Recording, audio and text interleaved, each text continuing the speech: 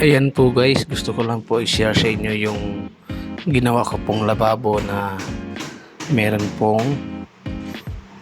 abang na para po sa mga cabinet. Yung hamba ng cabinet. Ayan po, kung nakikita niyo po ay kulay gray yung lababo natin. Ceramic tiles po yan. Tapos kulay gray din po sana yung kanyang wall. Kaso nga lang, sabi ng may-ari ay madilim daw, kaya ginawa pong puti. Ngayong araw ay gagawa At tayo yun na nga lababo. guys, mag-uumpisa na po tayo. Yan po yung wala pa siyang ginawa na lababo. Yan po, kaya magsisimula na po tayo guys. Ang unang gagawin ko po niyan ay mag-a-assemble po muna ako ng mga kahoy. Yan po yung mga framing ng cabinet. Bali yan na rin po yung magsisilbing ng formas ng ating lababo.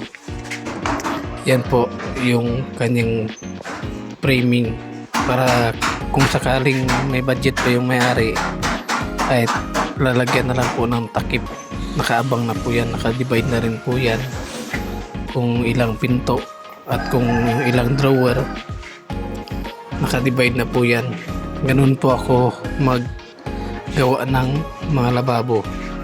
Hindi yung gagawin muna yung lababo buhos saka po yung cabinet. Sa akin po kasi yung ginagawa ko po ay maglalagay na po ako ng framing ng cabinet para hindi po magagastos yung may-ari sa susunod. Yan po, kung nakikita niyo po yung gawa ko ay framing na po yan ng cabinet. Fix na po yan. Yan po guys. Ganito po guys yung diskarte ko kapag sinabi po ng may-ari na may tile frame yung kanyang tiles, yung output ng tiles niya, yung finish ay yung abang natin na ilalagay sa buhos ay 60 po, 60 cm po o kaya 69. Yan po, kasi 60 po may allowance na rin po yan kasi maglalagay naman tayo doon ng wall tiles, kaya saktong-sakto lang po yung 60 tapos may tile frame pa po tayo.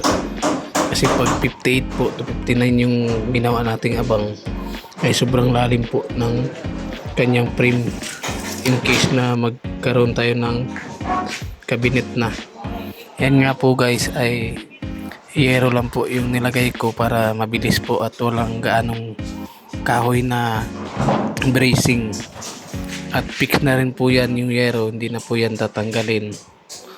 Diyan na po yan, hindi na po yan tatanggalin kasi may pintura naman yung yero. Kayang-kaya po pangmatagalan at dagdag tibay na rin po yung yero sa ating lababo. Yan po guys. Yan ginagawa ko po ay nag-aabang na po ako ng butas para po sa bakal. 12mm po yung ginamit ko dyan guys.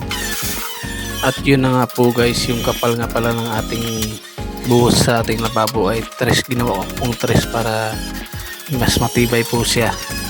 Yung ginawa ko po ay yung stopper niya ay 2x3 na S4S. Kung sa totoo lang po niyan ay undersize naman po yung mga S4S, kaya 2x2.5 lang po yan. Yan po. Pagkatapos po ng buhos ay basang-basa pa po yan. Ilagay na po natin agad yung tiles para mas matibay po yung ating ceramic tiles. Kapit na kapit po kapag sinabay yung buhos saka yung pagta-tiles. Experience ko na po yan na mas titibay po at mas makapit po kapag sinabay po yung buhos saka yung pagta-tiles. Yan po, natapos ko na po yan ita-tiles. Tapos kinabukasan yung kanyang lababo nilagay ko po, at kinabukasan naman po yung kanyang wall tiles. Yan po, makikita niyo po yan, mas matibay at makapit po yung tiles kapag sabay sa buhos ng ating lababo. Yan na po siya guys, yung ating lababo. Saktong sakto, kaya kinabit ko na rin kinabukasan yung lababo. Ganito po pala talaga yung diskarte ko guys pag nagkabit ng stainless na lababo. Kasi yung stainless po kailangan nyo po ipantay sa tiles. Lubog po siya para hindi ka mahirapan maglinis po ng lababo kapag may mga tubig. Yung gamit ko po dyan ay purong simento lang po yan at wala na pong adhesive. Yan po yung puro simento. Kailangan kang siguradong mas maano siya, mas masikip yung paglagay mo ng simento para paawasin na lang kapag naglagay na ng lababo. Importante po yung gilid para hindi po tumagas sa ilalim. Yan po, ginagawa ko po ay sinisigurado po yung gilid. At pagkatapos po ay pupukpukin ko po yan para yung sobrang halo ay lalabas po. Tapos kailangan po talaga pantay yung stainless natin na lababo sa tiles natin para hindi po tayo mahirapan maglinis.